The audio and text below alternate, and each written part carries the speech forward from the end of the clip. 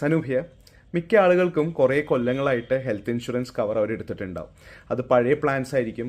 അപ്പോൾ ഇപ്പോഴത്തെ സിനാരിയോ നോക്കിക്കഴിഞ്ഞാൽ ഒരുപാട് കമ്പനീസ് പുതിയ പ്ലാൻസ്, പുതിയ ബെറ്റർ ഫീച്ചേഴ്സ് ഒക്കെ ആയിട്ട് ഇറക്കിയിട്ടുണ്ടാവും. അതുപോലെ തന്നെ ഈ പഴയ പ്ലാൻസിൽ ആ കമ്പനിയുടെ സർവീസ് നമുക്ക് ഇഷ്ടപ്പെടാതെയും ഇരിക്കാം. അപ്പോൾ ഇങ്ങനെയുള്ള ആളുകൾക്ക് വേണമെന്നുണ്ടെങ്കിൽ നമുക്ക് പുതിയ പ്ലാനിലേക്ക് പോർട്ട് ചെയ്യാൻ പറ്റും. നമ്മുടെ മൊബൈൽ നമ്പർ മാറ്റുന്ന പോലെ തന്നെ ഹെൽത്ത് ഇൻഷുറൻസസ് ഒരു കമ്പനിയിൽ നിന്ന് വേറെ കമ്പനിയിലേക്ക് പോർട്ട് ചെയ്യാൻ പറ്റും.